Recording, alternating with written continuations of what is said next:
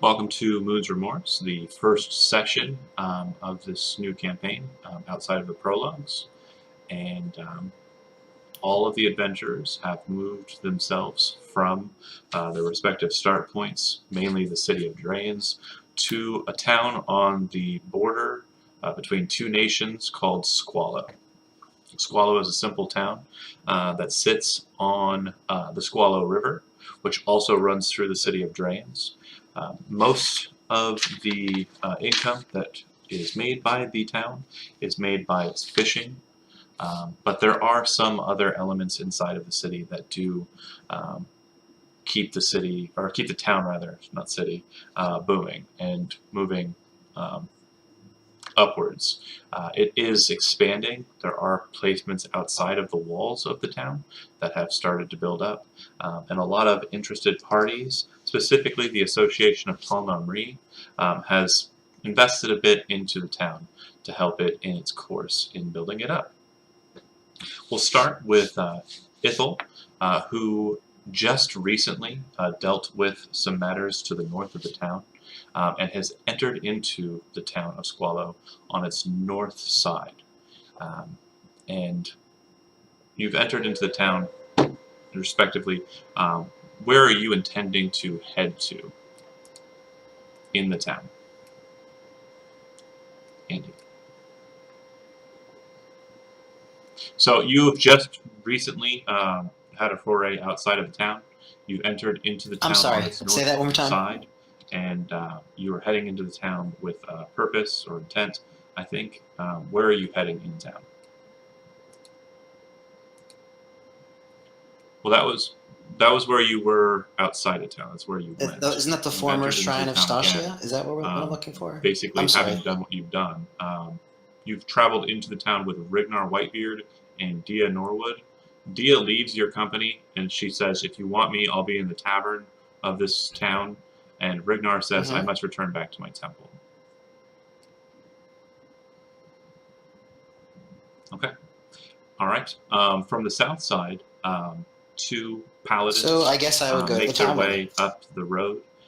As you kind of get close to the bridge and start to make your way to entering the town, Isaac Woods and Endovinstall see that there's a very large standing stone just across the main bridge there.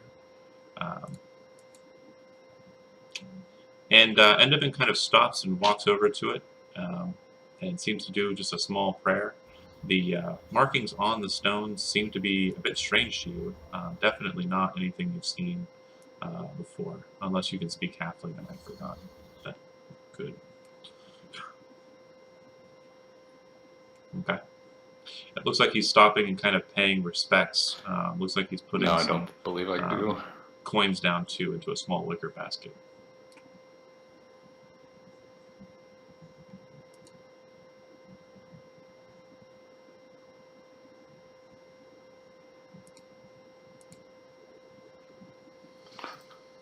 Lad, it's a standing stone. What is it's this? A marker. It's a shrine a of some river sort? marker. It was I'm put not in familiar place with by these the river obelisks. folk halflings some long time ago, and it's a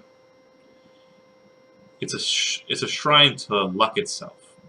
Gemwich, the god of the halflings, is said to be a storyteller, a luck blesser, and I don't believe in their god, but since every time I pass by one of these stones on the rivers, I do make an effort to pay respects.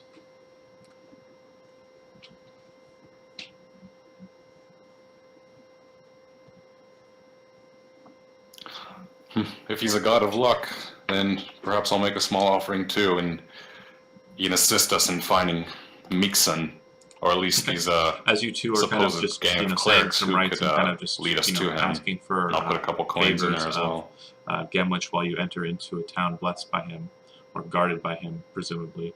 A strange individual, dressed for the cold, starts to make his way across the bridge, and he is accompanied by a dark-skinned man, also bound up in scars and ready for the cold.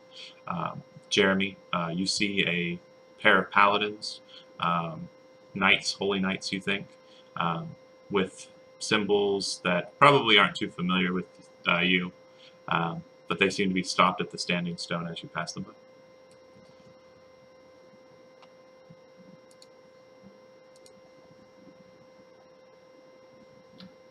It just sounds like they're performing some sort of religious thing at this big stone that's covered with weird markings.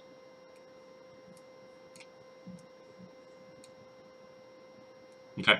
Igama says to you as you make your way past the paladins, he says, I'm going to make my way to the Red Lion. And he points at a very large building just on the other side of the wall. He says, you'll have to deal with check-in.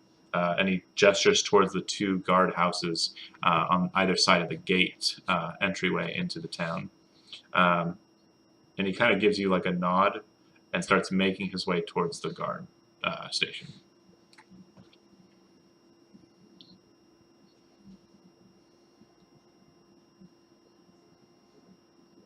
Okay, I'll start scanning the walls. You would notice that just beyond the standing stone near this looks like a paddock, there appear to be markings that are gesturing towards the southwest, and you kind of start making your way. And as fortune would have it, at about this exact same time, a small riverboat docks, a couple of halflings pulling in ropes and tying the ship ashore. A large Undaunted, which is kind of a construct person, and a very small gnome, both with a bit of a regal poise to them, start to make their way off the ship. Chody, your friend Perdix, basically takes the bundle of things that you were taking, and a couple of the associates from the dig site have accompanied you on this river journey to basically secure some items with associates in town, and also for you to kind of investigate more with this Rignar Whitebeard you've heard about these rooms. What would you like to do? You see passing by a couple of people, mostly farmers, but you do see one individual that is definitely different looking, wearing scarves. Looks like he's from the east, just a kind, not really kind, but just a guy.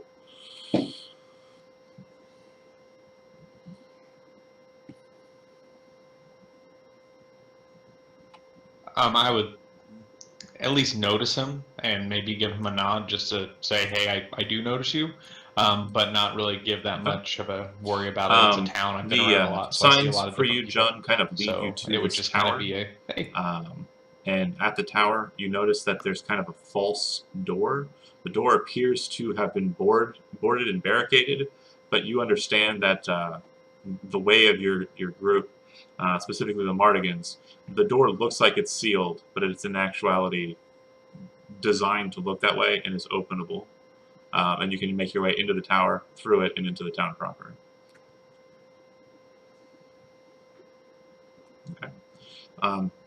At about this time, as Jun makes his egress into the town, proceed that way. You make your way to the Red Lion. The tavern building is very large. Sitting just next to it is a whitish-colored building. You see the symbol of Beldendar. You would recognize this as Rignar's temple, and you would see Rignar just behind you, kind of making his way into the temple. You'd also be right behind Dia, who's making her way into the Red Lion Tavern.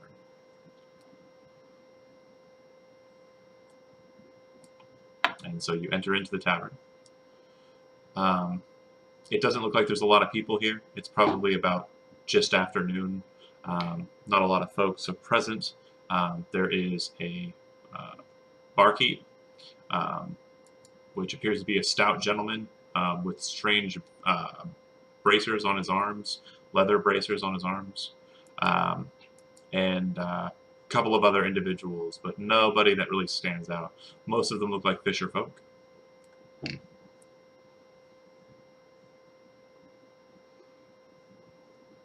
Anything you want to add, Andy?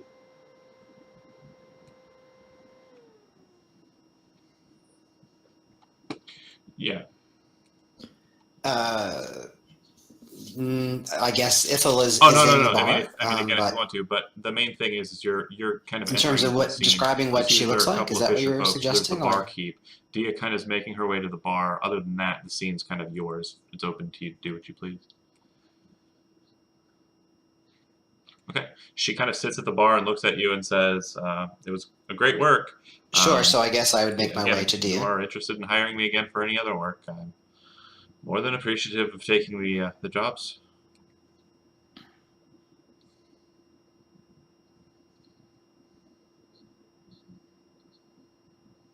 Ithel would thank her and take out the rune stone that she found and sort of Dia kind of looks turns at, it around in you her know, fingers, while just you're sort of doing looking that, at and it then the and cup trying to see what she can is make of set it. to her by the gentleman behind the bar. She takes it, puts a single gold coin, and says, "Keep them coming." And he goes, all right." And then she takes a sip of her drink and kind of looks at it. Seems like you have something planned, something that you'll be doing next then?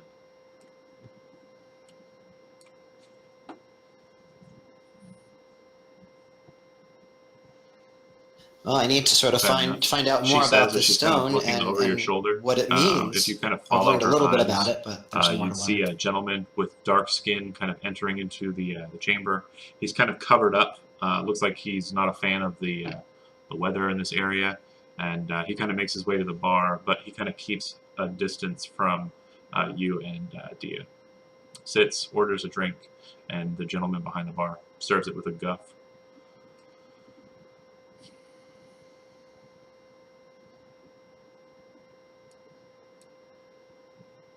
You're familiar with the Vitali people. So basically, he comes what from do the I make Central of him Province. besides the fact that he It's a doesn't very seem to like the warm weather? climate there, so he's obviously out of his element. Other than that, he does seem to be kind of gazing about the tavern a bit. With your passive insight, you're noticing that he seems to be kind of just keeping his eye out. He's a bit wary.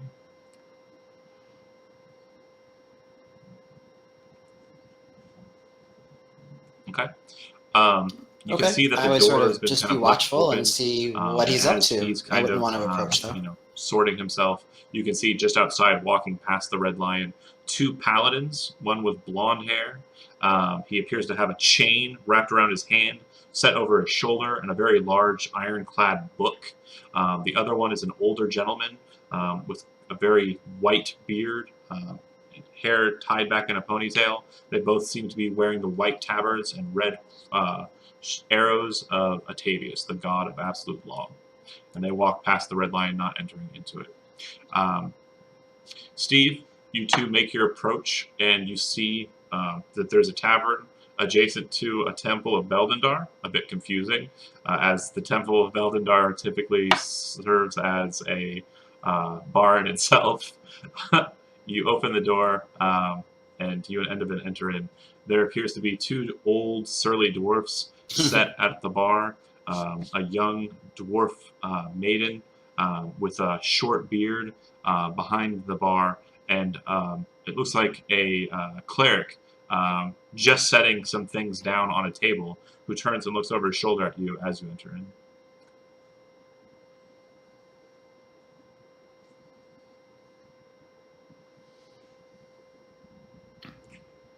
No. And like I can recognize him as a cleric of. Her as a cleric of. No. He confused you. Yeah, it's you're looking at Rignar Whitebeard. So is she a dwarf cleric? Yeah, the one that's in Belvedere. Real quick. Sorry. So Rignar is a dwarf, Okay. and if his namesake is to match his appearance, then it's doing so perfectly. His beard is stark snow white. It looks like he's wearing a crown that appears to be fashioned out of deer antlers, and his eyes, kind of stare at you with an intensity. Tan skin underneath his white hair, and he's just kind of looking over his shoulder and turning to look at you two as you enter in.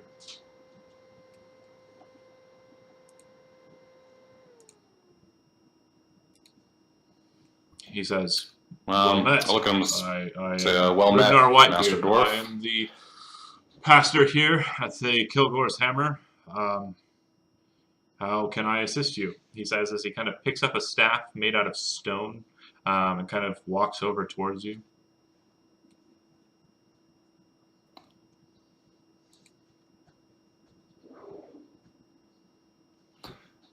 I'm Sir Isaac of Ailman's Light. I've been tasked with an ordeal of my order, and I was told, or I've heard, Ragnar kind of looks that to there your are companion was a cleric in this town that may have been of some Dwarven assistance. society is Perhaps typically you are rude he. to speak over an elder if they have words to say. And Endovan kind of looks to Ragnar and he says, calmly and just, matter-of-factly, he says, "It is his ordeal. He must speak his words. He must choose his path." And nods his head. Ragnar nods in, acceptance of this, kind of shaking his head just lightly, and says to you, "So, what is it then that you seek? Knowledge? Information?"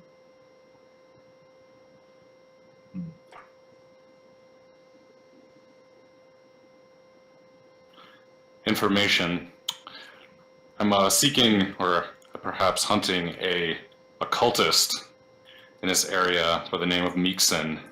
He has been harassing and committing crimes against local farmers. He's kidnapped children. Ragnar shakes his head Foul and he says, deeds, "Never I heard of would a assume, Meekson. and I've heard of a like to Mekon. put an end to his Mekon madness, is as a it cult were. that's been plaguing our area.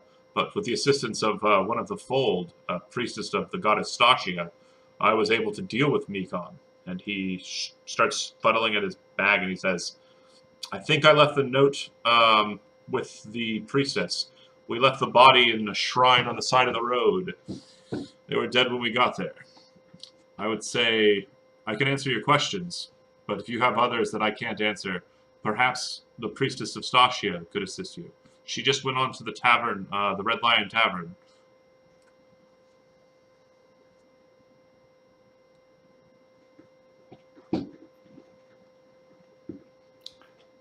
Yes, As I said, I that can answer any complicates questions things that a you bit, may but have. thank but you. anything that I'm I'll unable speak to with answer, her of course, on this you can matter if she try was and ask there. her as well. She was there.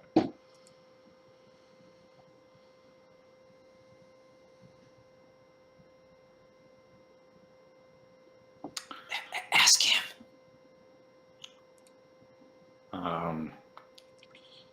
So you said he was I'll dead tell you what I know. by the time we the bandit were walking arrived. along the road, and what, we saw any a idea of, shrine like, of what a caused this? The lady Or Ithel said that there was something to it, something that was interest to her. With some manipulation, they, her and her compatriot that we hired, lady named Dia, we found a secret entranceway into the hill behind the shrine, and upon opening it, shortly before we opened it, a white dragon descended upon us. We were fortunate to get inside of the shrine and close the door behind us.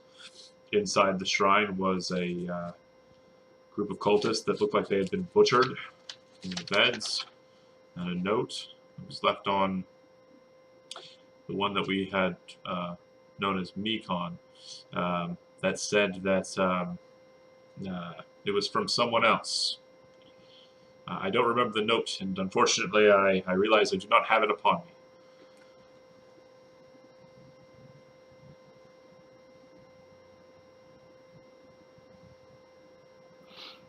Yes, and also how were you able to identify the dead body as Mekon? It was addressed. The note was addressed to him. Some of the villagers, a couple farmers, specifically a farmer named Hornbeck, just south of here.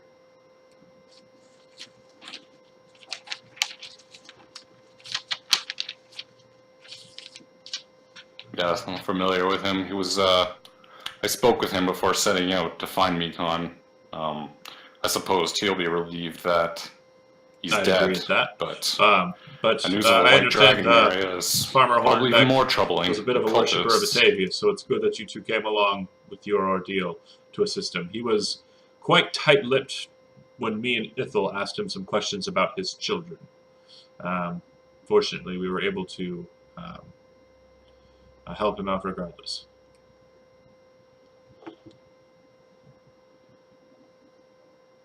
Yeah. Were you able to return his children alive and well? Have they been returned to him? Ago. How long have you been seeking out Mekon? Good. It's good to hear. A couple of days, or?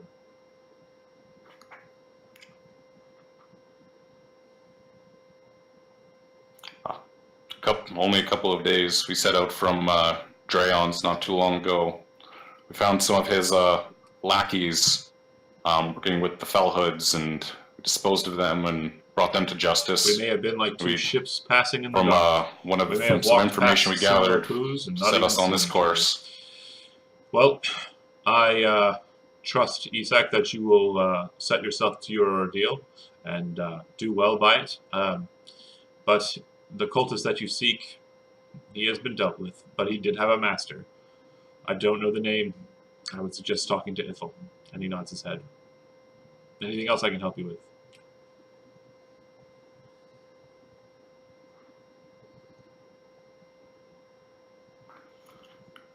No, my Lord Dwarf, you've done more than enough. I will speak to this priestess.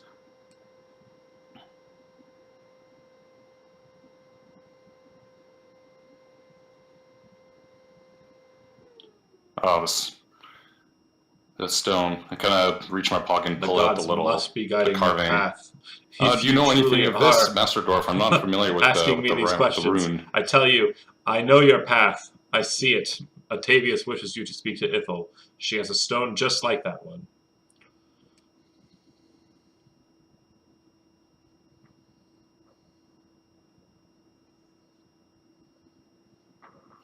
You know, it's perfect. Well, you can see that there's a bit of a smile. Indeed, the higher powers are guiding us. And thank you again. Says, I always love talking to dwarves. They always have the utmost respect.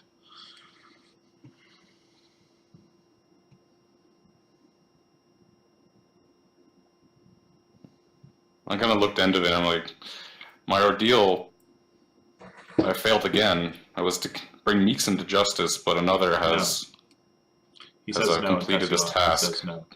It seems as though that I failed again, just as I failed before. Keep in mind, you did defeat the bandits in the cave, and you did defeat that cultist there.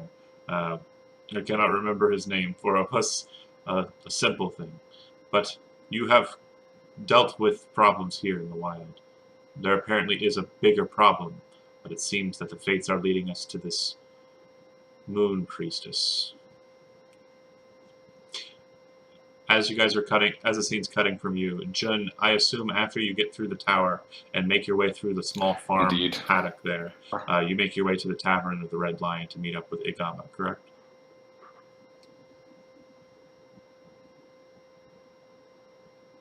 Okay. There isn't much of a market to this place, as you kind of note. There are a couple of people who set up small stalls near the well, but nothing terribly big. As you're kind of making your way back from it, though, you kind of note that most of the people have told you that behind the Tavern of the Red Lion, there is a provision shop, and if you're looking for something rarer, just north of the farmholds, there is a place that sells all sorts of curios and relics and rare poultices and whatnot.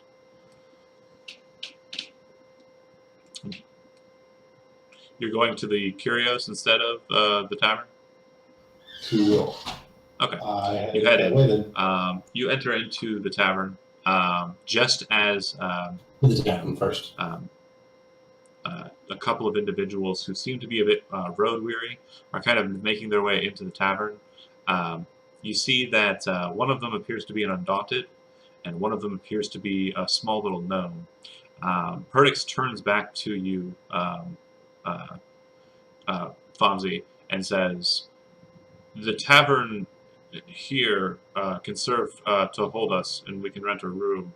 If you wish to go and speak to the Master Dwarf now, he should be just there," and he gestures to the temple next door.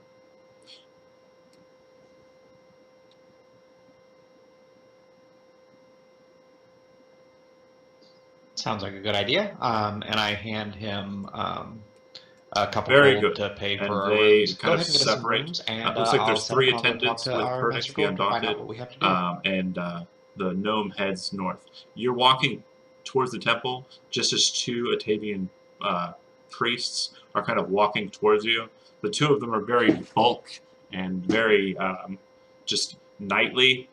They're a bit intimidating, but Endovan kind of leans into you as you're approaching this gnome, Steve, and he says, That gnome bears the mark of the staff of the Association of Tall Gnome-Ri, and nods his head to the gnome.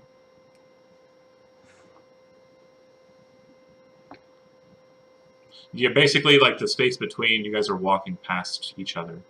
So he's passing us. He's coming in just as we're leaving. Okay. The gnome gives a head nod and a thumbs up, which kind of sets Enderman aback a little bit, but he smiles. Riley.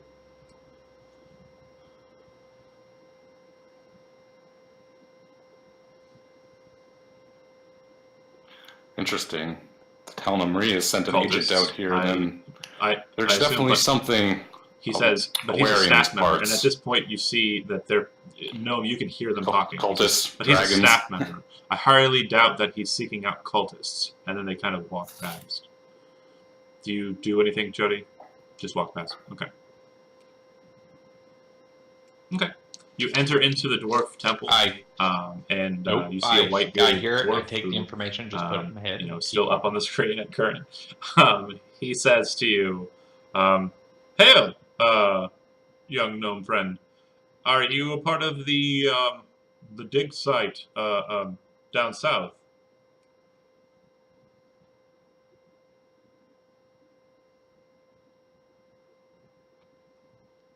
Yes, we actually just completed our dig. We've been getting our supplies that we have gathered and the new artifacts that we've mentioned, and we're sending them back to the museum for study. But I had some things that I would actually like to talk to you about. I've heard that you were a bit of an expert in some of these. In with others' cultures. We make things that last the ages. What can I help you with, Master Gnome?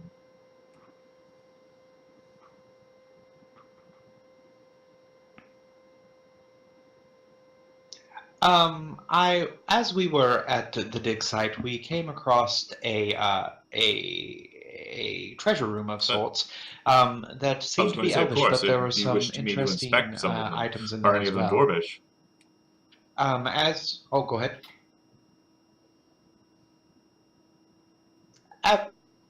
Absolutely. Well, I believe some of them might be, but the ones we were looking at, there was actually a statue of a dragon, or of a jackal there that seemed to be from the Basriel as well. He starts smiling and just shakes his head. Some other That items is the as well. third one I've seen of those today, Master Gnome. We found this. The other two are in the Tavern of the Red Lion.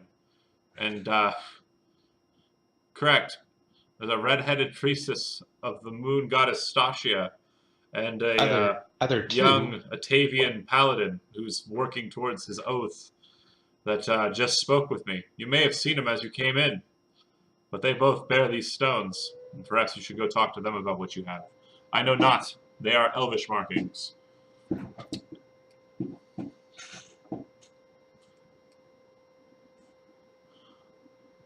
I would say that the gods are playing with us. And he smiles again. Three at Cutscene. the same time. Go back to the Red Lion. Jun, you walk in and start making your way over to Agama and sit. You see that there's a red-headed priestess, or noble, you're not sure, and she's sitting with a female who looks quite burly, like she could handle herself in a fight. There's some fishers in the place as well. And of course, there's an Undaunted, which, let me, hold on, I'll show you a picture. Bear with me here. An Undaunted, quite large. He has his great sword strapped on his back, and he has 3 associates with him, or 3 attendants with him, and they seem to be kind of moseying about. One of the associates has moved over and ordered a room, a common room for them, and a couple of drinks. The Undaunted does not drink.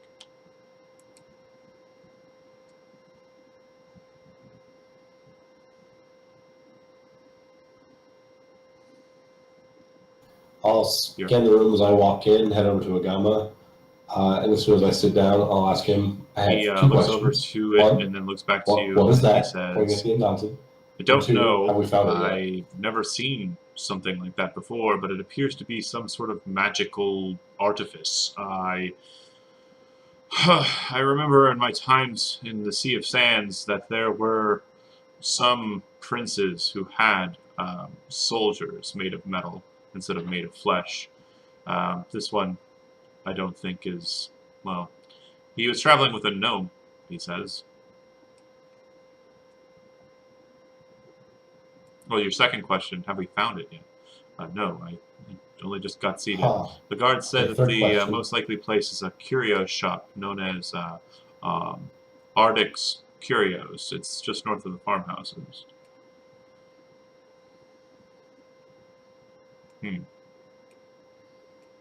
Well, I suppose you could ask him if he's interested I heard in the same thing in accompanying town. us. The third perhaps, question. Can we get helping one of us with those? our ordeals. He shrugs.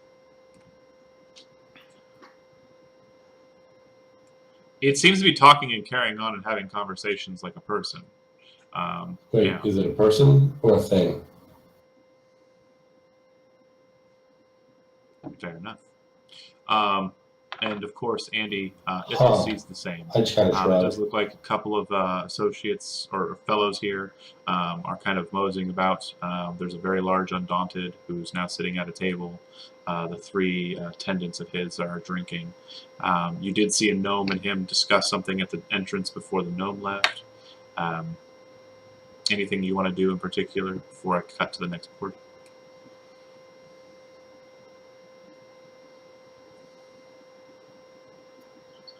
I'm just going to detect Kind of openly? the runestone and Okay. again sort of play around You with see my the red fingers, look at eyes it, of the hold it Undaunted up kind to the of light. snap over to you and kind of focus in on you. Yeah. And then he kind of starts gesturing to the boys near him, the young men, and he kind of whispers at one. At about that time, two paladins, the two that you saw pass by not too long ago, enter into the tavern. And at about that time too, Steve, you would see one of the three worker lads that is with the Undaunted start making his way over to the red-headed priestess.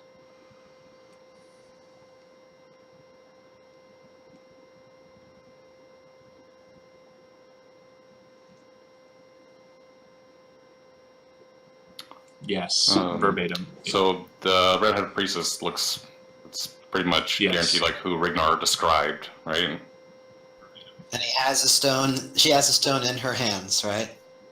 He nods his head. Look Before you over get there, the young like, well, man walks over and I think says, we found our priestess. "Milady, mosey where on did you over. get that?"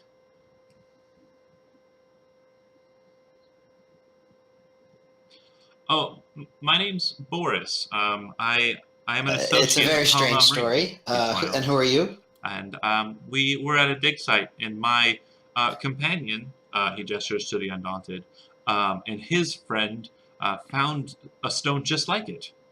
At about this time, the two paladins are kind of just walking up on this conversation. The boy, Boris, kind of like turns and like starts moving aside to allow them and their intimidating just presence a little bit of, purchase. That said, and of course, Joan, you're watching from the side as this exchange goes down. The priestess, just to give you a bit. Andy, go ahead and just describe what you look like, and I'll go ahead and post a picture up there.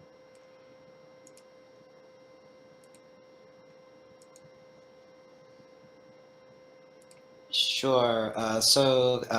Elvish, moon elf, tall, slim, red hair. Yeah, exactly. Sort of a blue, what is that? A scarf around her neck. Yeah. Looks like she's got her travel pack next to her. She carries like a she short just got off the sword road, and a little crossbow. bit, dirt on her, just like yourselves. And then you'd see the paladin and Isaac or Isaac. How do you pronounce your name? Just Isaac with two S's. Okay, you're cool. Isaac. Sorry. Isaac. That's fine.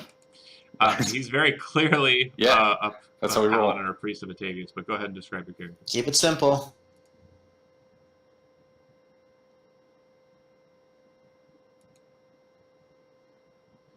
Yeah, it's a young man, probably in his early to mid 20s, kind of dirty blonde hair. Kind of wears a red coat over his. You can kind of hear a clinking chain underneath his overcoat. kind of adorned with different, pretty much adorned with the symbols of Atavius on his pauldrons and tabard. Carries a long sword and a small kite shield on his back. But the most defining thing about him is he carries a chain that's attached to a large holy tome that seems to be bound with like brass and locked. He kind of carries it over his shoulder. But yeah, definitely kind of has a spirit of youth about him, but he kind of has a solemn face. Very much similar in adornments. He does not have a tabard. Instead, he has half plate, which shows the symbol of the Atavius upon it. A long sword at his belt as well. A green cloak, which appears to be the green cloak of an Avarian fighting man, or a Aetan. So he's obviously Parnan. There's something strange about his upper lip, and you're not sure what it is, but his beard seems to be kind of offset for some reason.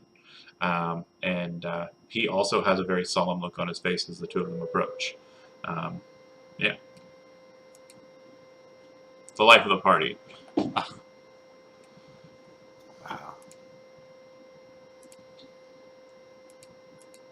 He's like a badass. All right. We seen some shit.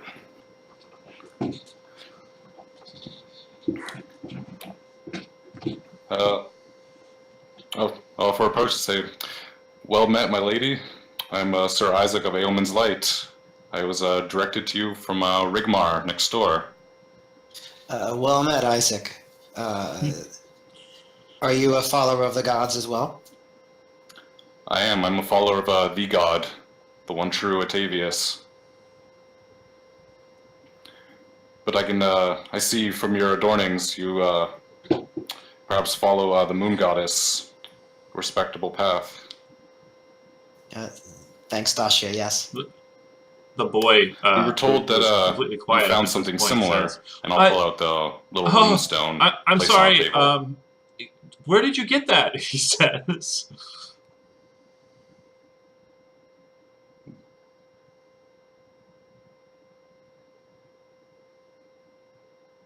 It was taken from a dark worshipper of evil dragon queen, Ashmedea. Oh We my! This took is it from amazing. him, And he starts to found walk it in his away, hideout heading along the over to the road near Dwarf's and Rock. the other two attendants. As that exchange happens and you guys continue your conversation, just letting you know, the gnome is now walking in at this point. So go ahead and continue your conversation.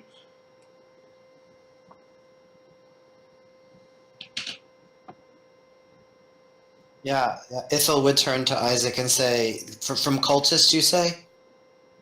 Yes, a cultist by the name of Borg, performing some dark rites within a hideout. He was being backed by a group of fellhoods, but they've been brought to justice. And yeah, we took this off him. Seemed very out of place. It is a strange coincidence. I also found this stone in the lair of a cultist named Mikan. There was another dragon there as well. Interesting. The dragon we saw was merely a statue, but Oh, this one was very real. this can't be a coincidence if these same dragon worshipping cultists are all carrying these stones. Yeah, there you must can. be something at play here. There must. And so the two of us are we Sure. comparing Basically, the stones? it's probably a 3-inch by 3-inch. Can you tell us what they look like? I know I flat have the Defender piece stone, of rock, right? and then carved onto the face of it is an Elvish rune. The one that's carved onto yours, you can identify with your knowledge of the Elvish tongue, and also, the mysteries, that this is the mark of the Defender. Basically, the translation of this mark means Defender. And as you kind of look over his, you see that it appears to have a similar marking, but a different meaning. And if I recall correctly, you had speed or haste, correct?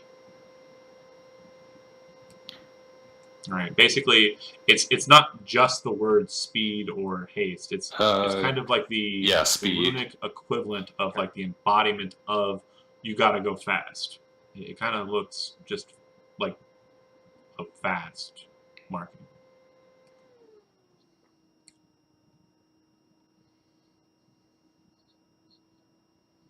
Correct. So And our there's a understanding weapon known as is a that, moonblade. if I remember correctly, these runes in, need to be ancient affixed lore, to a special that if the weapon. weapon is affixed with these rune stones, they gain the power from the stones. The stones by themselves really have no power that you know of, that you can kind of draw out from the stones. But if they're affixed to a moonblade, they will grant great power.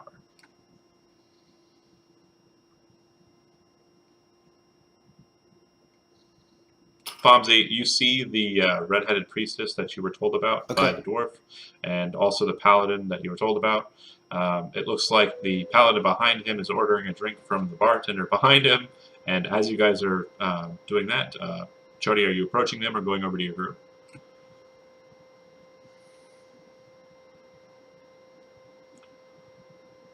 No. I walk in business as usual. No. Does anyone else in there have red hair? Besides you. Yes. Wait, what? Who? Doesn't Bill have red hair? You have. Oh.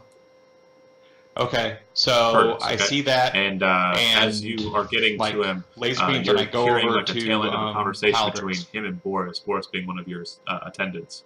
And he says, yeah, the blonde-headed man had one as well. And they are all kind of looking over at the holy folk who are talking at the bar. I'm assuming Jun and Agama, because Agama seems to be kind of leaning in and listening to what's going on. I'm assuming Jun's doing likewise. Okay, just listening in. All right, but yeah, Boris Correct, and that's good. Perdix are both looking over at these two holy people with interest, and they say, Master Dimsbest, the blonde-headed man has a runestone as well, and so does the red-headed woman. Okay.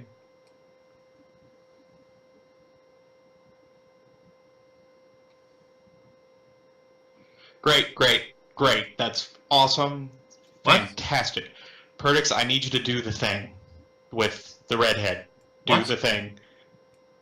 And the He thing, says- go hit on the What? redhead. I asked the robot to basically go hit on the redhead. Just do the thing. We've done this before. He nods his head. Go over, It talk shall- to her. It shall be done. I'm gonna He rises up out of cut his in, seat. be the and pretty hero, much just the motion and you of go the do the big old thing. thing draws the attention of everybody as you hear the loud squeaking of the chair against stone, and he starts to march over towards Ithel. And stops next to kind of, Isaac as you guys are looking over each other's stones, and he looks down at Ithel, standing some 7 feet tall. He looks down at you, and he says, "Milady, you are fair as the evening sky, paling only to the moon itself."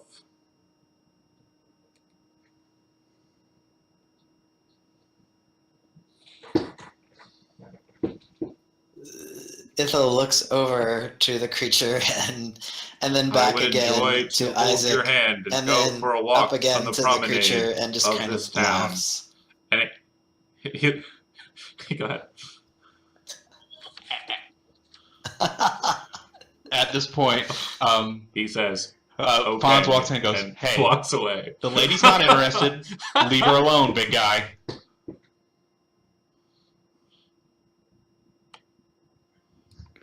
And he looks back and he's like, "I'm sorry. So sorry about that. That's not right. They should not be bothering you like that, ma'am." You're quite the hero, aren't you? Well, absolutely, my good lady. I was just wondering, is there anything that I could do to help you? They're both. I was actually just having a conversation with this fellow here, and I would point towards Isaac. I walk in front of Isaac and I say, "Of no importance, my lady. Of You no kinda look importance. I at them, kind of guarantee you. one is sitting I am the and one that's Isaac here. is We standing, should but they're both definitely holding these continue this runestones. conversation." And you're kind of standing in between them, now kind of directly beneath them, and they're kind of holding them closer to their chest, I assume.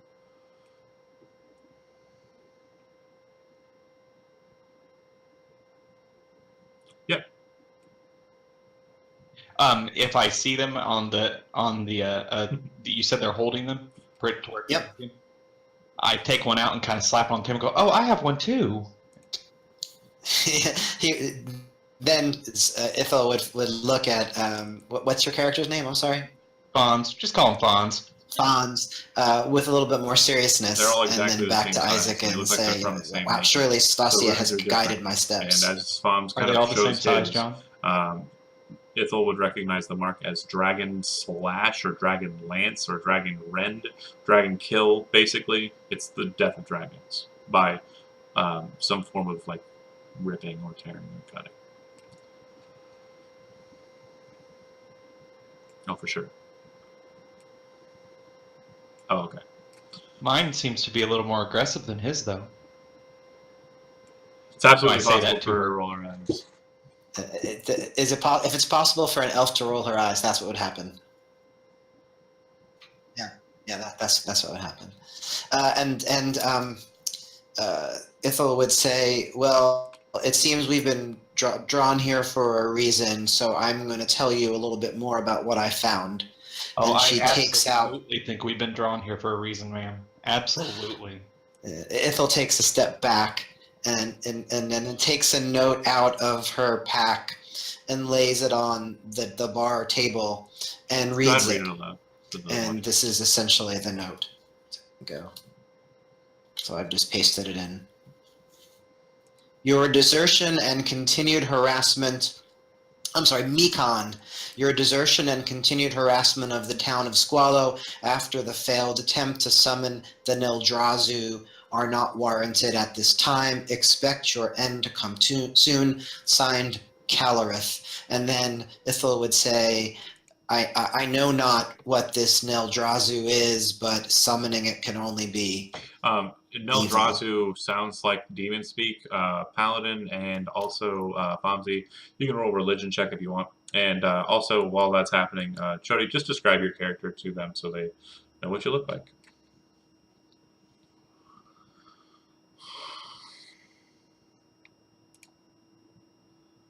No, I do not know anything. That demon. Um, again, a very small gnome. He has kind of a little flip curl hair, very, very arrogant, but he is well known through the association.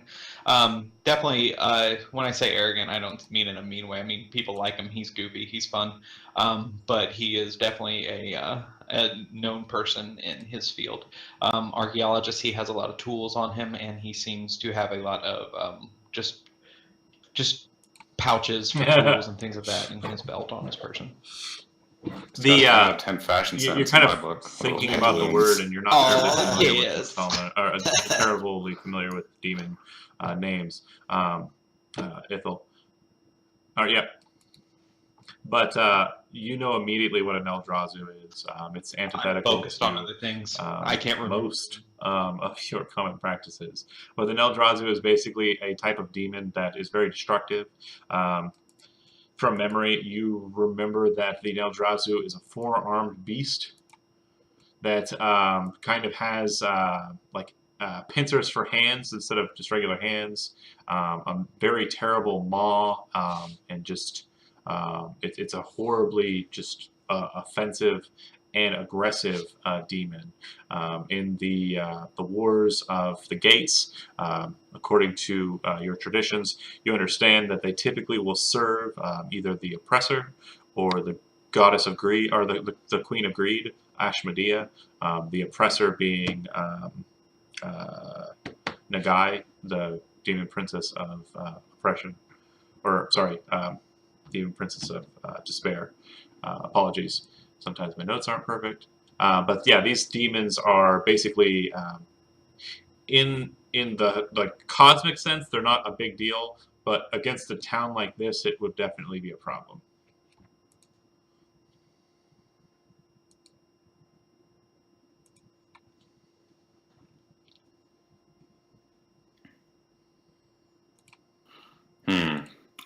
Well, I suppose we should be thankful that that Mekon failed in summoning the Neldrazu, or could be a much bigger problem. There's still the question of who this Calareth is. Yes.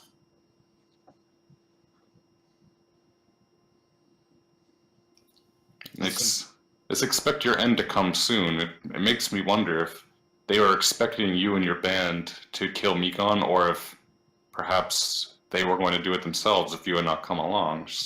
This note seems to ask more questions than it gives answers to. Yes, but I think that it points the way towards finding out more about Calorith. Ithel, still at the bar, and she says, I'm pretty sure this Calorith fellow actually handled his business. When me and the lady got there, they were already dead.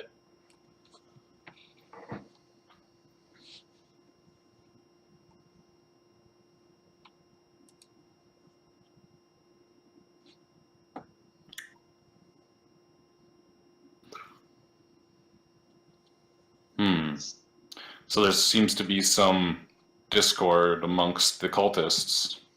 They're killing their own. Apparently, his failure led to this. The Yeah, indeed. I'm gonna go through and say that it's a lot of doom and gloom there. I seem to have also in my travels at the old mine found a tapestry of sorts, and then go through and explain the tapestry of the moon and the dragon with Stasha and Ashmedea in it. Certainly, Ithel's ears would perk up even more than they already are with the tale of Stasia. Yeah. okay. So I'm just staring. You're at pretty these perceptive. just burning a hole in me with my You would eyes. notice that there's this Sayrujan fellow sitting with the dark-skinned man I explained to others, not to you. This gentleman, go ahead and explain your character, Jeremy.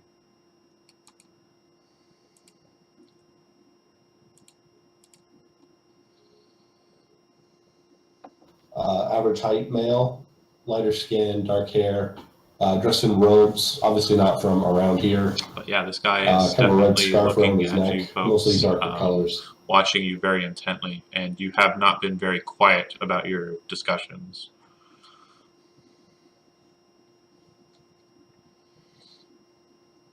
And with him is a gentleman who appears to be Vitali. Vitali are kind of darker-skinned folks from the center of the continent. Higama is wearing a bunch of, kind of tight clothing as well, darker colors mainly, but with red kind of being noticed. And he has a scimitar at his belt.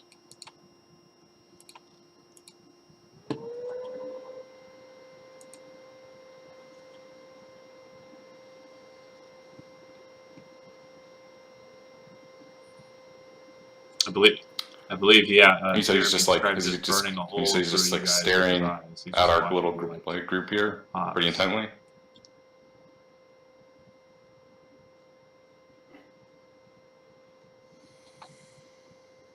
He's at a. You guys are at the bar, to kind of getting up to I'm assuming he's kind of sitting relatively close to us, like maybe the next table, or is it like at the back of the bar? I mean, the other guy. The other guy and the other guy.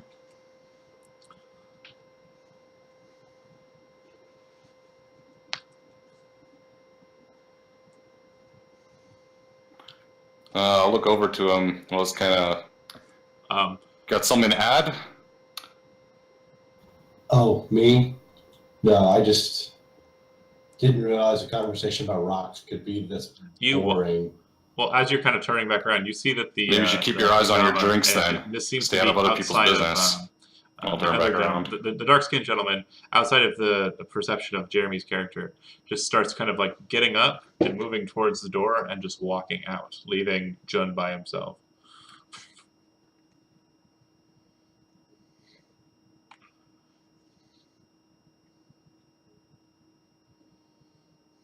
I don't even have a drink.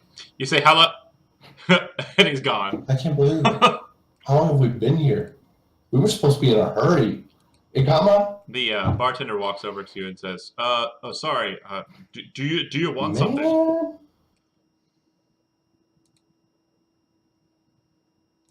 The barkeep is a bald-headed man, kind of wearing these strange leather armbands and kind of like a grayish cloak.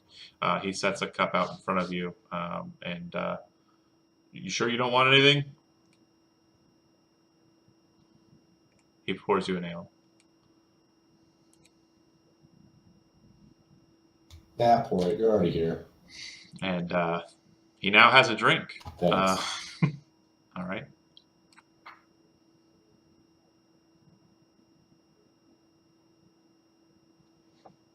Okay. I pick it up and stare at it, showing Isaac that I'm looking at my drink now. Oh, good. I can still hear you, though. I mean, just because I'm not looking at you. I mean, Oh, that's fine. I just need some random dudes staring at me. don't we all? I talk over to him and say, maybe you should go take care of him, and I'll Okay. stay here with the lady. I slam my The drink, drop barkeep the mug on the looks floor, and walk out annoyed after he got it. and kind of like shuffles to clean everything up. And you walk out into the common street. You would know that north of where you're at, there is a very large tower. It looks like it's kind of bent, strangely shaped. And you would also see that north of the farmhouses, there appears to be the curio shop that you were told of.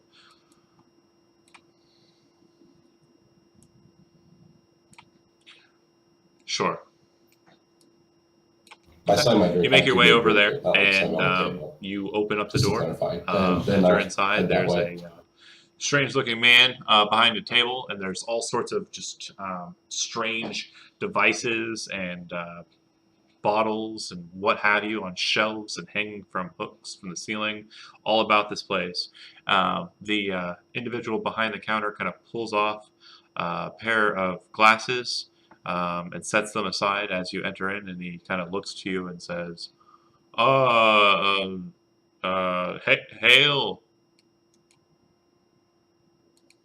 How can I help you? Hi. I'm looking for what kind of herb? some kind of herb.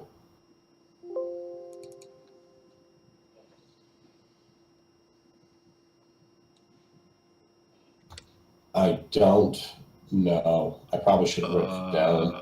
Something for poison? Yeah. Somebody stabbed a friend of mine. And we have some things, but most of the I'm supposed to be in a hurry. poultices and antitoxins we get, we typically have commissioned out to the Temple of Belvendar.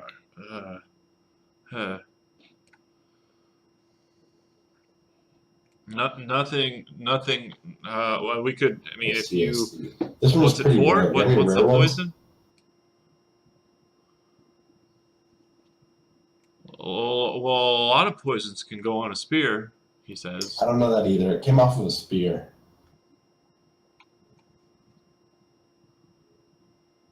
Oh.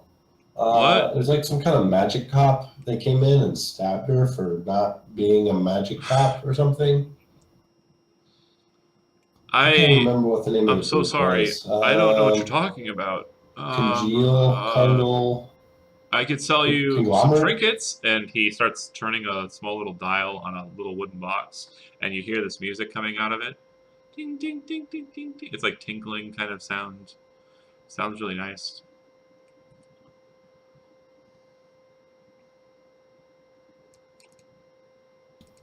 Okay, and he says that as he kind of puts his pulls his hat down a little bit and shrugs. Maybe I know that Brignar and his folks typically will help with the creation of them. I focus more on creating magical items and things.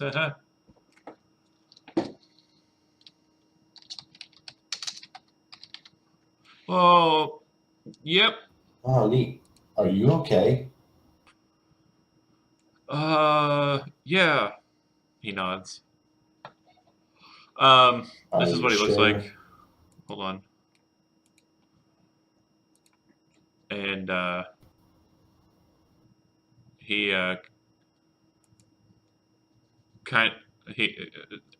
it's a reskinned aura, but anyways, he kind of looks at you and he says, That is I'm awesome. fine. I know that guy. Make You know a that guy? insight check.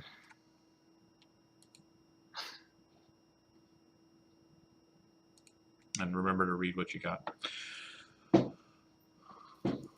Really Shaggy good. from You would Scooby-Doo. actually notice 3 specific factors. 1, he appears to have kind of like a Right. whitish coloring around his lips. He seems to have bloodshot eyes, and his pupils are highly dilated. With those 3 factors, you know that he's currently tripping balls. It appears that he is on a substance known as mushroom powder. Mushroom powder is something that you are pretty aware of because it's currently like being sold heavily in the streets of Drans by the Fellhoods, and he appears to be a customer. About how much he's used, you mean? Do I know Oh, how mushroom powder is used? Sure. 3 ways. You can either imbibe it through the No, nose. how it is used. You can mix it ground up, with mix into something. liquid for like a tea, or you can just kind of just eat it. But the best way, like the quickest way for the high is ingestion through the nose. Drinking it with tea wouldn't leave like the white on his lips, so you're assuming that he just ate the powder.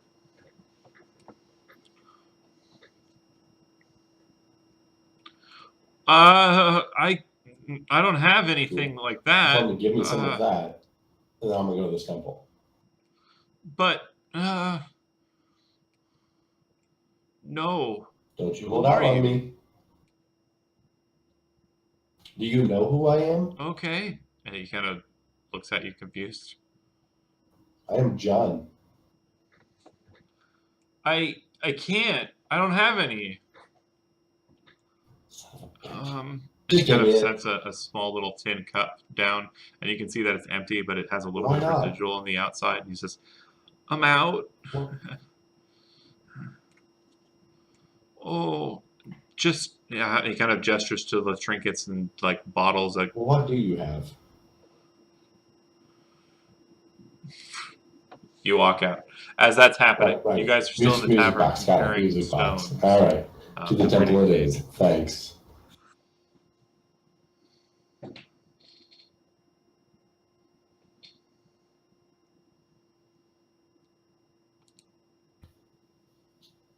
The stones, what do they mean?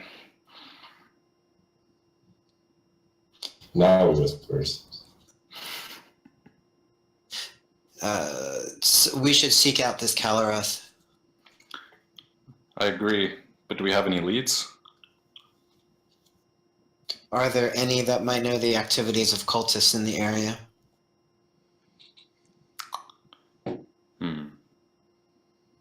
Look towards the gnome. The Telnomri is a very large organization. Perhaps you have some contacts that know of on happenings and goings in this area, Master Gnome? Well, that is actually supposed to be us, I believe. Me and my friend here, I can always, not my friend. That You would note that large machine Boris over has there already might announced know. himself as I an don't associate. know. Is sitting over there. The lecherous with the, machine. It doesn't take Yes. anyone with an intelligence 10 lets you know that he's basically they're friends.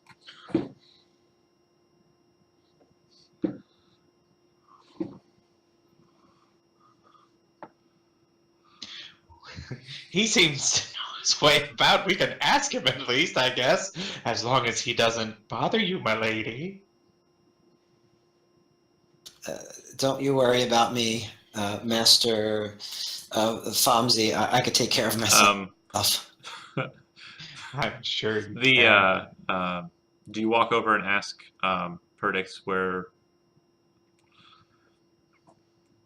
He says, "We've gotten the rooms, Master Gnome, Master Dimsbest. I'll have course, him come we over. expected I'll you to call go over. and deal with the dwarf, and then head over to the tilting tower, and speak with Master Glenaudle."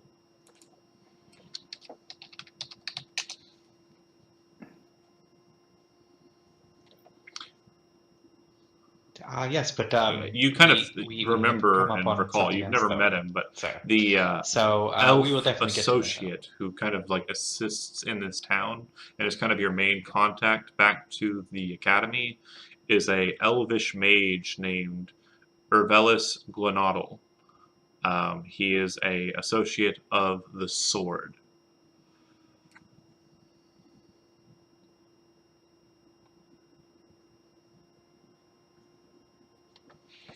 We can, of course, go ask him as long as the lady would be okay with that and enjoy the company of myself and my companion. Ithel would look to Isaac. I'm fine with it as long as you can get some information on these cultists. Whoever you feel has the information. Yes, by the by as well. Once we have completed getting all our information, I was wondering what you plan on doing with the stones.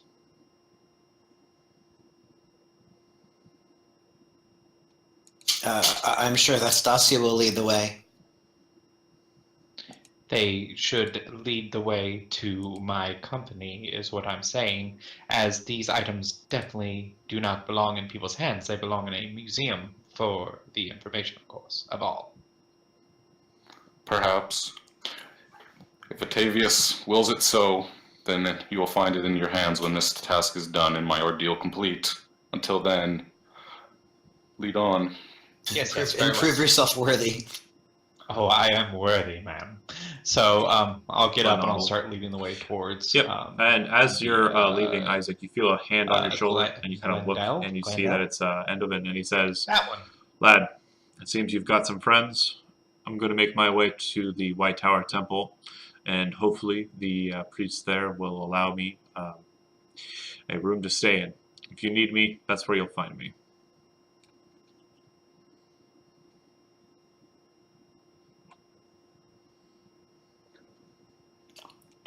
Of course, if we do find the location of Calrith and his gang, If you feel that Or you will need you my be joining assistance us in your in, ordeal, and you flushing feel that them it is out, the or- right course or to do you still act need for rest it, from your wound? I will be with you. I will be with you to watch you complete your ordeal. If you do not feel you need me, then allow me my rest, but I will aid you if you need my assistance.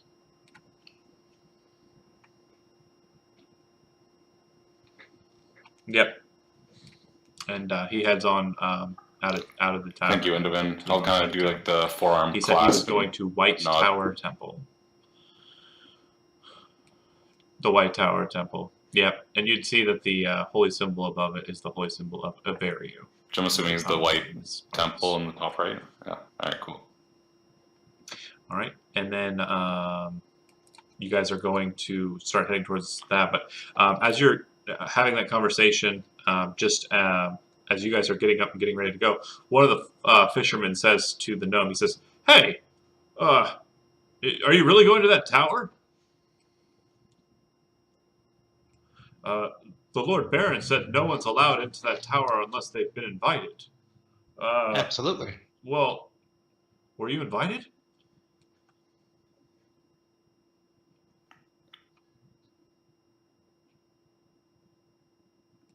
He I starts would whispering to show his him friends, and my it sounds seal like they're kind of of like, the staff and really say, curious. we're friends. And most of them They'll start to get up as you definitely start to leave be and start okay to follow you out the tavern.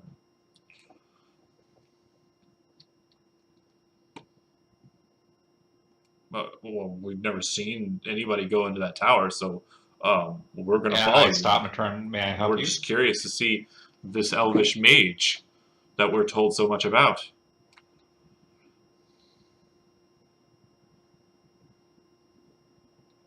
We're not trying to get I in. don't believe that Oh, no. all of us will We be just allowed assume he's in, going to only open the those with door, and this. we'll see him. Make a history check real quick. Sorry. Very well. But I cannot. So you would know, you would certainly know that elves, and you've kind of noticed it with the fisherman. Like I haven't mentioned it much because she's kind of 25? been set to paying attention to herself. But Parnek people really, really, really, really, really love elves. Like elves are like a big deal to them. So they've been watching Ithel the whole time. They're just really interested in the manners and the goings on of elves. So they were told by their baron that there's an elf in that tower. If they can just get a glimpse of him, they'll feel that it's probably good luck, is what you presume.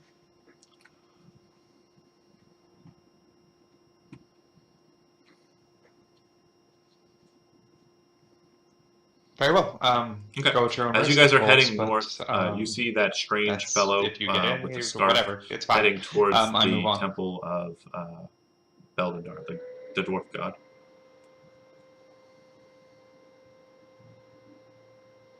You guys just passing by, not even caring? Okay. That's perfectly fine.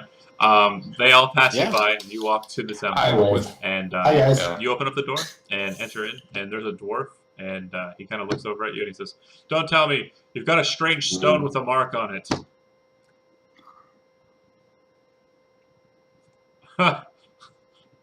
he laughs. All right, well then, what do you No, need? I'm not boring. Oh.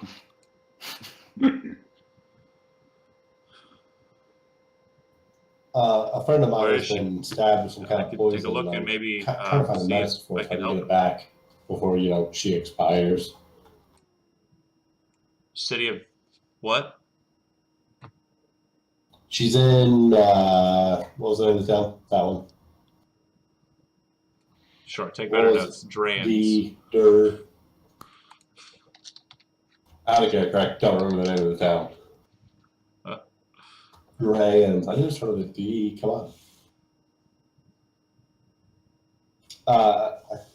She hasn't much time. We just traveled here yesterday Sure. with an associate A of mine. man We're trying to find was the asking medicine. about I guess it was a member of a conglomerate that stabbed her. specific If that helps remedy. narrow down the poison. Are you traveling with an individual named Igama? Well, I told him, and I'll tell you, that the Yeah, I am. I'll ask her at Genesis the root bar. that you're looking for, it's found out in the wilds. And unfortunately, we do not have much here. Not enough to cure the poison that you're seeking to cure. You'll need to collect some. And with the cultists traveling about in the world, I do not advise traveling out in the wilds by yourself. I could accompany you, he says, and as he does so, he kind of looks over at the offering plate. Sounds smart.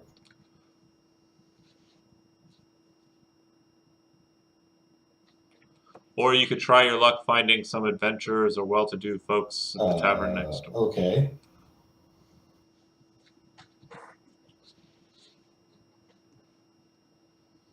Boring people, he says. Well-to-do. Who would be well-to-do, you think? Paladins?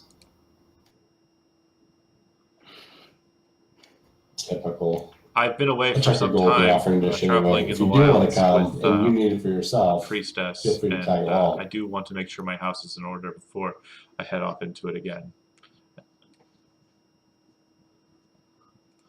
Maybe a day or two. How long would that be? You guys walk up towards that's this okay. tower. The Alright, I'm out. base of the tower appears Thanks, to be anyway. made out of old battlements. It looks like a fortification, like a portion of the fortification that you stand in. Like this whole place appears to be an old fort that's been kind of built over with a town. But this appears to be like a remnant of it. And then coming straight up out of the top of it is this tower that kind of bends and crooks different ways. It's just a bendy, tilting tower. The door ahead of you appears to be made out of wood, and the iron that braces it and holds it in its setting appears to have spiraling, like twisting curls and curves to it. And it doesn't appear that there's a single nail or bolt that sets it to the wood. There is a pair of knockers on the door. And they appear to have one on the left appears to have a lion, and the one on the right appears to have a fish holding the knocker's ring.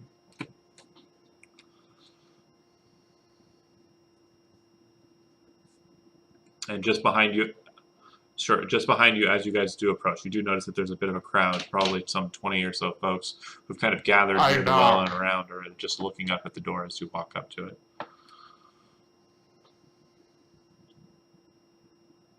You said you'd knock. With which knocker?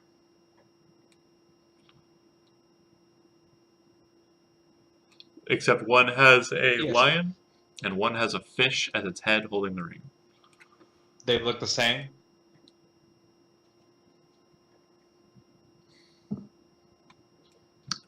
Doesn't seem to be the Would I case. know of anything You from my really can't think of any work in the conglomerate like any about really this at all? Would this any mean real anything reason as to to me? why that'd be the case.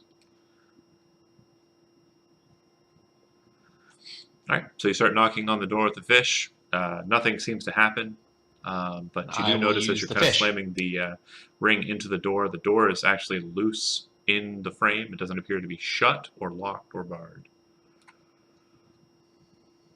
Okay, when you do, you see that inside of the fortification, it's completely empty, covered with cobwebs. I The open tower door. up above you, you kind of like look up, and you see that it's completely gutted out. It seems that it's just the shell of a tower. There's nothing inside of the tower at all. You step in, and you are literally standing inside of a silo. It's Even if we go in and search it, go in and look around. okay. All right. It Okay. It's still I'm just going to hanging close on the its door door again. frame. It's not like open. Knock with the You're not like lion. when you close it, it doesn't seem to And open close it again. entirely shut. And then when you open it again after knocking, you see that it's completely the same. It seems to be completely gutted out.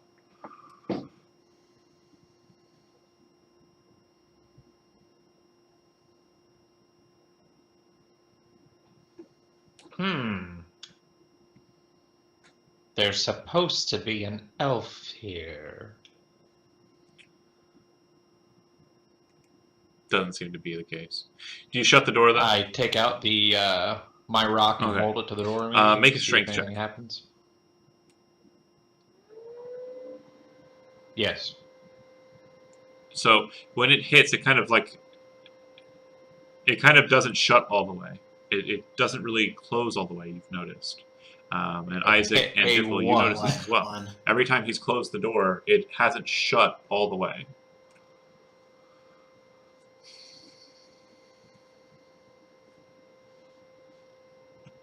Okay. You start looking around, and you notice at the bottom there seems to be a gold Is there coin something obvious sitting, that's blocking it from in the shutting door that we can frame, see? like kind of set against it, so that if you shut the door, it's kind of smashing the gold coin a bit. And it looks like it kind of has squared edges, like on the where it's been butted in. Yes. Sure. What are you trying to? I mean, you can roll dice all you want, but what are you trying to Can I figure do out? an Arcana check?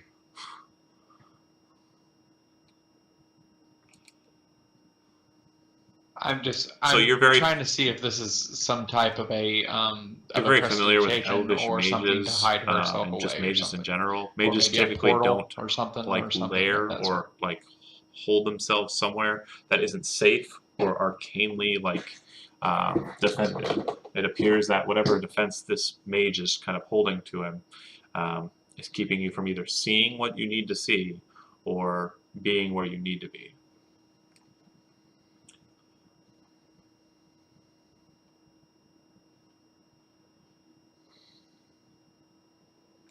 Okay.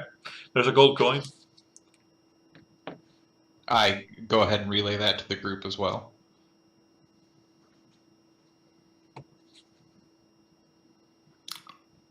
I'd like Sure. to inspect So the gold coin, closer, see if it has any of course, two markings or faces, imprint, or it's like and it just a does appear to standard be gold a coin that's been gilder. dented. So it is stamped with the noble symbol of the emperor, which is a pointing down triangle with a circle set inside of it, and a tower with 3 spires coming off the top of it, set atop that diamond or that triangle. On the reverse side is another symbol of nobility. This one appears to be quite local, from what you can tell.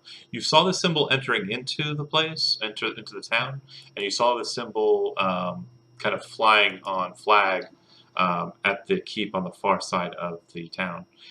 The symbol in question is what you would know as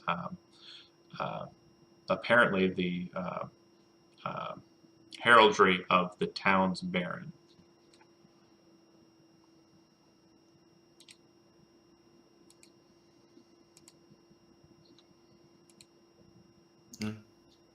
Ithel would say to the others, "My friends, take out the runestones and ask that they sort of all hold them out together, and then she would say a prayer to Stasia over the stones, so that maybe are you casting a spell if there's with that something prayer? that's here that we Anything can't see, it would particular? hear it and help us.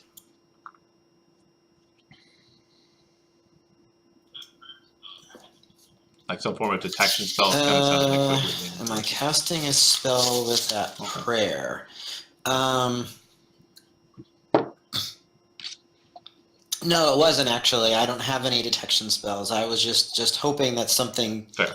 benevolent would happens. hear us and see the stones and maybe see the importance of what we're trying to accomplish.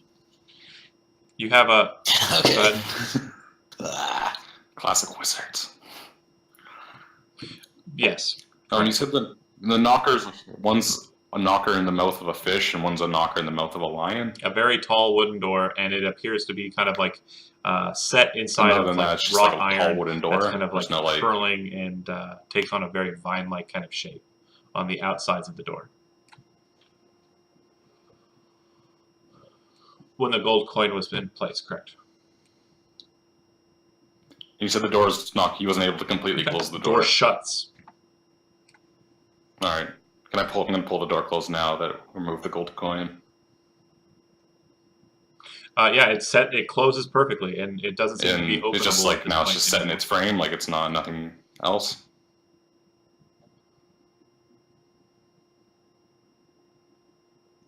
Oh, interesting. Well, now we have a gold. No, they're still watching in intrigue. Like they saw the door open and they were kind of looking like, oh. And the townspeople behind us are laughing And at then us, there's right? some muffled whispers.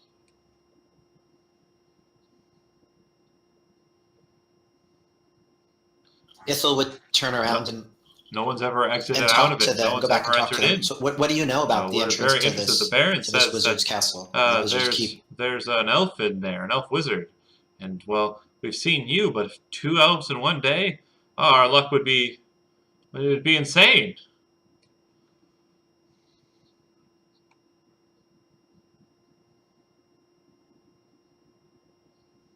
All we've found so far Sure. is this And he coin, kinda and jiggles his she would coin point first. to the coin Yeah. with the dents in it. Have you seen coins like this before here? Sure. Well, bent from the door, no. Well, House Vestal Just coins like has this a here, small the kind mint. that are bent from And the by below. right of the Margrave, Dagger has rights to create coins and administer them into the economy, just so long as it's kept with a certain amount of wealth. And most of the wealth that is accrued by Lord Vestal is kept within his keep, and and then I suppose they mint. The person kind of walks in as that guy's talking. He's like, "Yeah, Lord Vestal has a mint. It's an official imperial mint. It's a guilder. We have stamps like that. It's just like everybody else's coin, besides the smudging, like the bending. What's the deal?"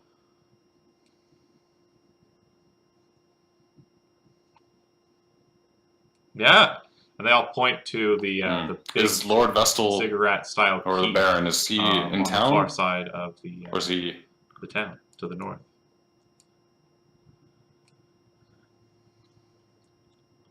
Yeah, so the one side had the imperial symbol. When he house picked symbol, up the and coin, on did I opposite notice side, it had the the symbol coin, of what it looked like on House it? Vestal.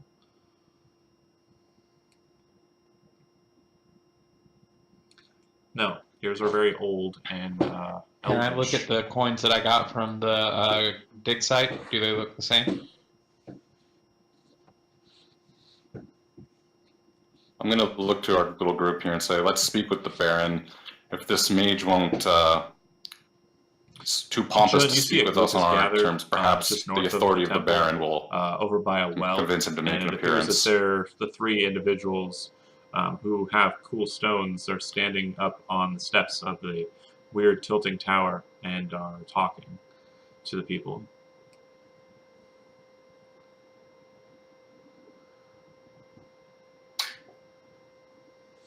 I will approach them and say, "So what are you guys doing now?"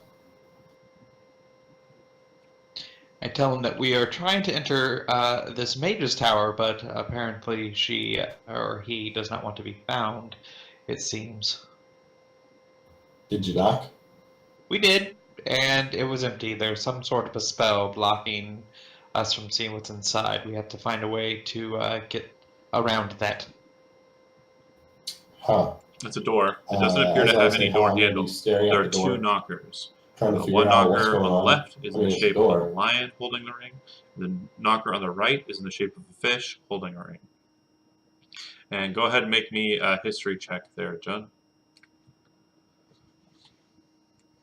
Okay, so you have advantage on the check because regional, but you would know that. Yep, you would know that Nine. across the border where you're from, typically the Or fish 20 is seen as a advantage. sign of good luck, and the lion is seen as a sign of good luck. Apparently, the person who built this door put effort into putting two very lucky symbols on the door.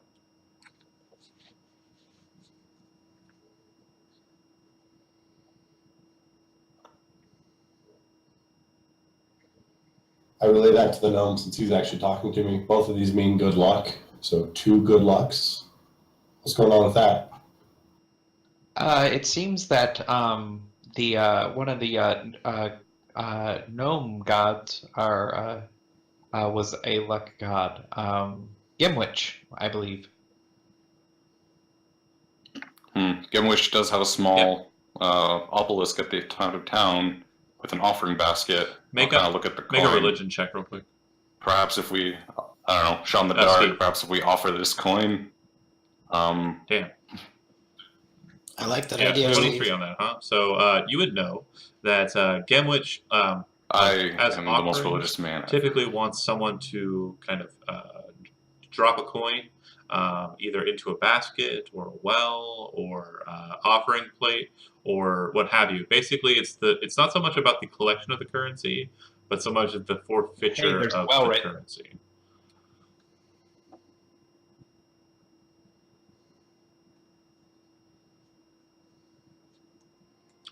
Just a well. Well, there's a well right here. Is it just a well? Is there any like inscribing on it, or is it just a well?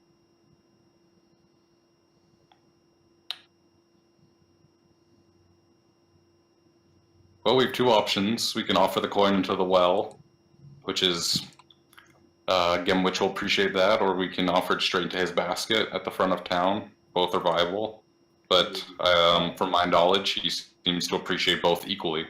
That well's a lot closer. Yeah, and I actually have some gold coin that are old elvish. Maybe since it is an elf that wants it, we could offer one of them as well. The second that sound logic Steve, from you both. dispense the mashed I'll coin toss the coin in into the well. I toss you one of hear mine as a well. loud clang come from behind you, coming from the tower. It seems that the lion's mouth has opened up, and it's dropped the ring to slam onto the stone ground at its feet.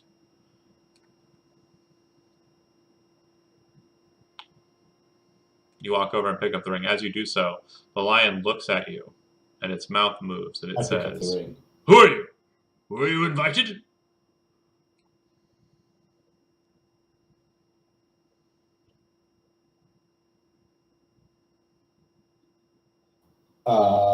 Guys. Oh, hello. What is your Yes, name? we were. I'm actually one of the associates from Talma Marie as well. I'm here to speak to your master. Nah. No invitations have been sent out for a Fonzie Dimfest. Fonzie. Return my ring and leave Fonzie this place. Dimbest.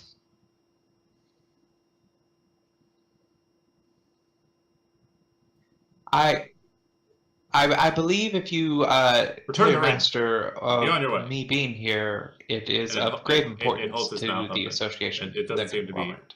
accepting of your lack of invitation. Open the door.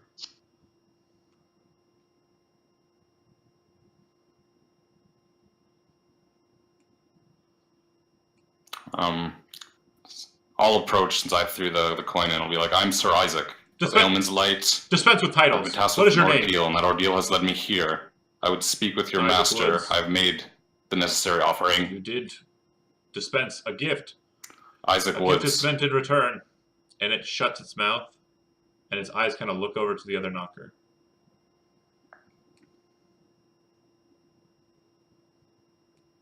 You dispensed a gift is meant in return. And then it looked over at the fish head. It was the last thing it said? Okay. You knock at it. The second you do, you hear a loud clicking sound, No. and then you I'll hear knock this with it or pull it open. Or... sound coming from inside of the tower. It sounds like it's really dim at first, and then it starts to grow louder. And it sounds like wind, but it sounds like wind filled with static. Just... and then it stops. The door opens, and standing before you is an elf with blonde hair, youngish look to him, a sword at his back and a sword at his hip, and he kind of looks at you just cockily and says, Isaac Woods, welcome. And he kind of looks to your friends. I suppose you can invite your friends in as well. And he turns and he starts walking into the tower.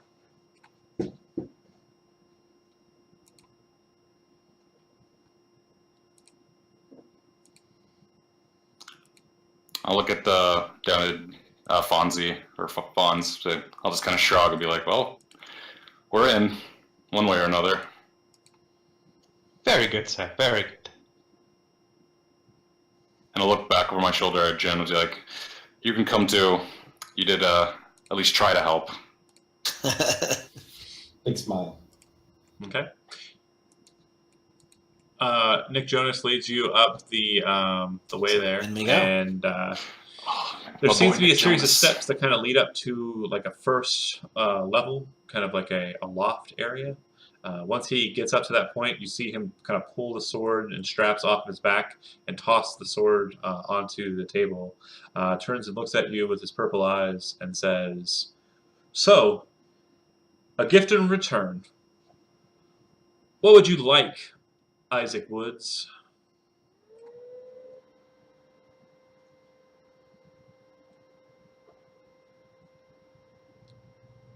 Gallereth. I seek a man by the name of Calareth. He seems to be leading the cultist activity in these lands, and I'm tasked with ending them. I was hoping you had some information on his I whereabouts. apologize. I cannot help you. You must ask for a different gift.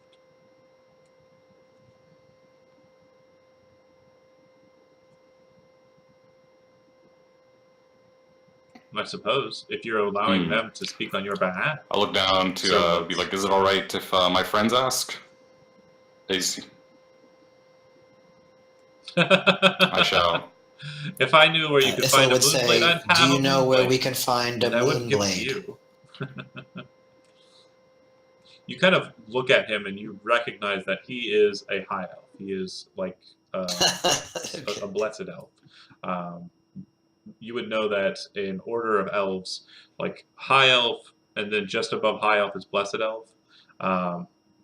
It's kind of like on the same tier, elvish wise, as Aladrin.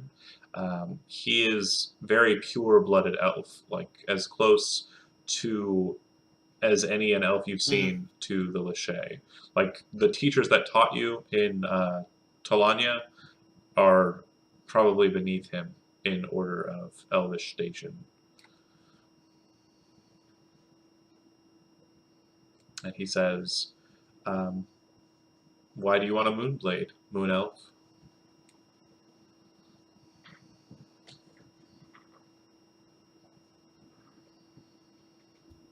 We three have found these rune stones. He kind of walks over to the stone and touches it and with his index finger. Hold out the stone. Well, you could use them just fine now without a moonblade, don't you know?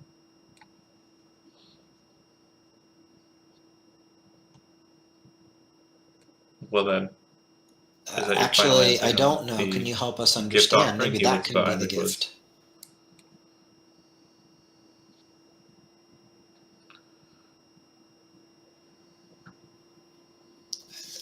Ithel would defer to Isaac as the original asker. And I will defer to the Fonz, because he said he actually had official business here, and I'll be like, Fonz, is this alright, or is there something more pertinent you needed to ask? You said you had business with Master Glenodal. I'll explain to him what we've found in the ruins as well, per and our also agreement, about I, as an associate, statue of the will jackal make in sure there that as your well, and all articles the are sent, traps being reset. in working order back to the academy. Just leave them at my front desk.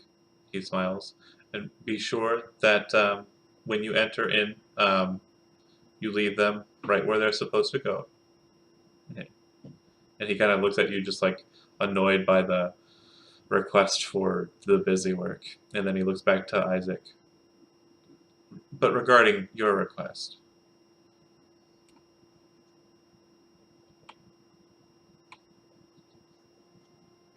very Yes. good. Well then, and he kind of I looks believe back to Ithel's learning stone more and about these says, moonstones will be very helpful. You must speak the words true to make the stone become keyed to you. And he kind of taps it. Speak the words true.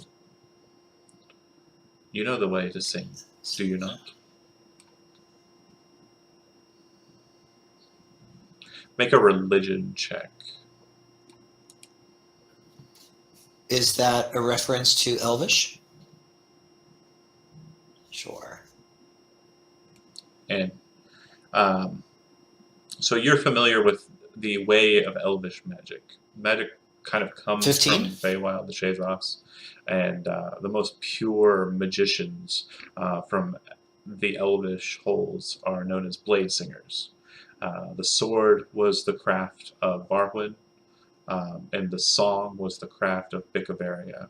And with the sword and the song, they created their 4 children. And the sword and song have been present together throughout Elvish history since time immemorial. So magic is typically represented through singing. So when he says speak the words true, what he means is sing the words.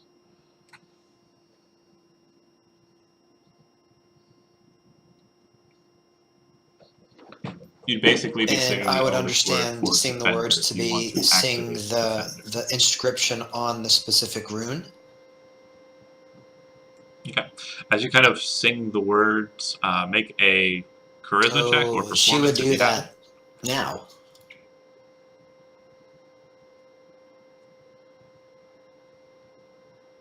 it. Okay. I do not have performance. Actually, I do have performance. Hold on. All right. I'm not proficient in it, but I have it. She sings sufficiently. She does sound kind of awful I seem to have and rolled off-key. twice. Sorry. First a 10. But when she sings it, you see the glyph on the runestone, the rune on the runestone glyph, kind of glow with a moonish colored light. And then this glow kind of coats over Ithel, and you hear a loud clink sound, and then the light fades away. Ithel, you recognize what happens immediately. As long as you hold the stone and it has been activated, you are under the effects of the spell Mage Armor.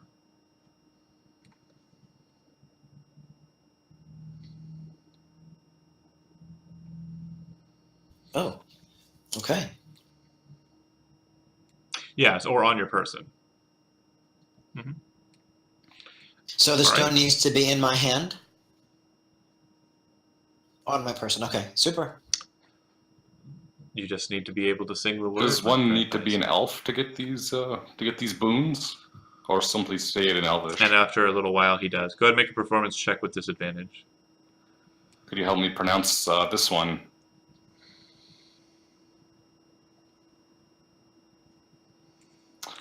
Good enough. Just like one of my, I'm gonna sing it like a hymn. It's You the only sing the singing song my guy would know how to do. with some instruction. Oh, and finally 11. get it out. And once it But could does have been happen, better. you kind of feel your feet lighten on the stone, and you feel just, like you could run very fast over a long course of time. So long as you have the stone on your person and you're able to sing the words correctly, you are under the effects of the spell. Hold on a second.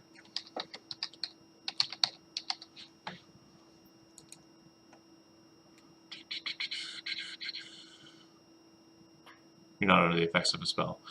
Your speed is increased by 10 feet.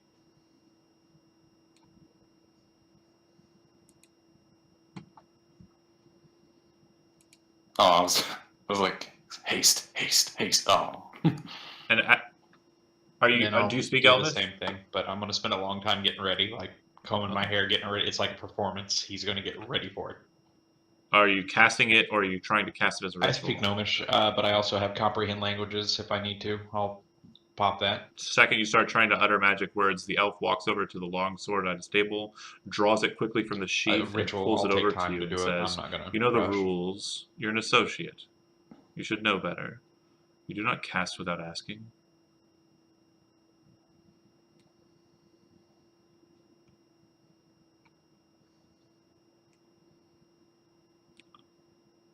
Well, He I walks back to the table would and you sheaths allow the me to sword. cast, or would you like and to he just walks help me over with to it? the I'm trying gnomes, to not cause so you trouble. impetuous, so in a hurry, so small, so unorderly. And he walks over and he taps your stone and he says, "I do not suggest reading this or singing this one here. So It fantastic. would not be wise." He says to you, "If you are ever set against a dragon, Okay. that would be the time for you to sing it."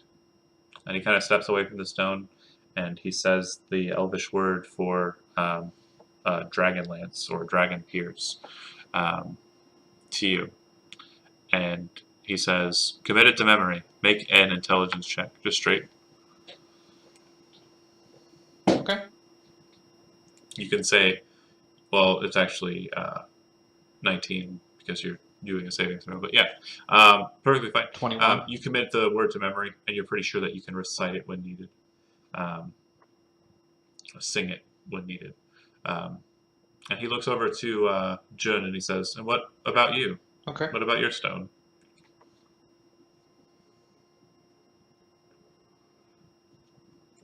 Yeah.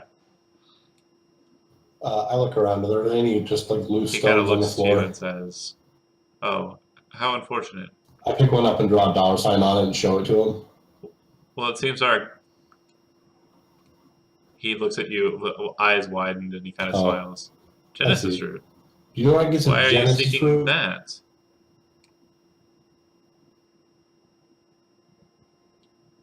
"What kind of poison?" His eyes kind of like narrow. A friend of mine's been poisoned, and I'm told that's what they need to fix it. "Do you know the poisoner?" I don't know.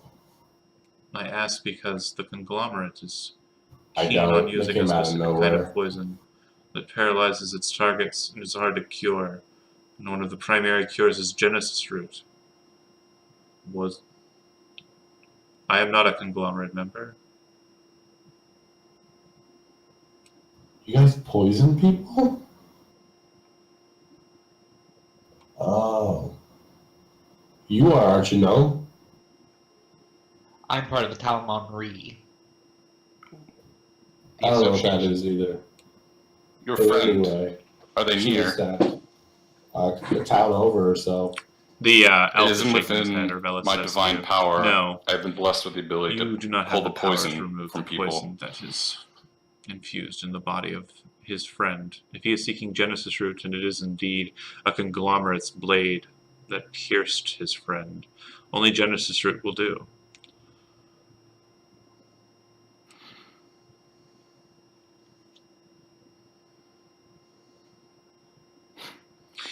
The conglomerate You would doubt the power of uses Atavius. very I pulled manticore dark venom magics from a man to craft just the the other poison in day. question.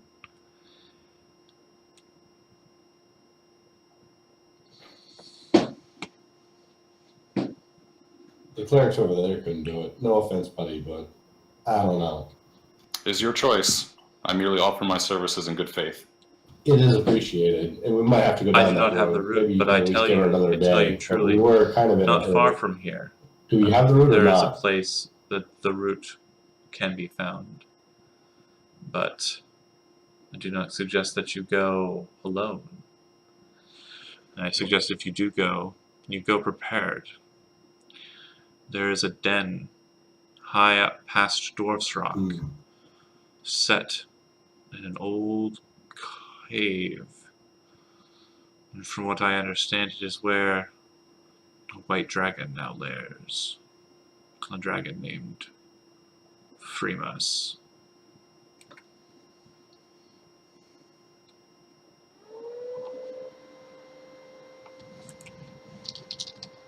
Let's see. Don't go Can alone. you type that? And I be tell you truly, prepared. if you were able to defeat If I can Freebus find a ragtag band or of draw adventurers him to out help and me. send him on his way, I'm sure the Baron would be very appreciative of that act. And if a Genesis root is what you seek, then that is where you can find it. I cannot think of anywhere else that you might be able to do just that. But I have gone over and beyond what I promised, Isaac Woods. I have given you a gift, and I have given you a bit of information. That said, it sounds like you now owe me. If this individual is indeed with you, you did invite him into my house with you, so you owe me a favor.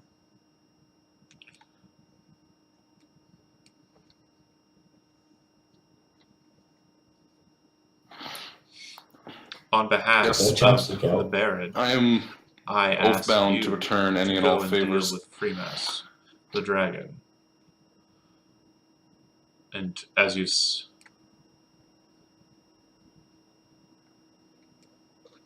he is indeed a white dragon, If I may from what I ask, understand. you said, did he say he was a white dragon, or did he not say? What color?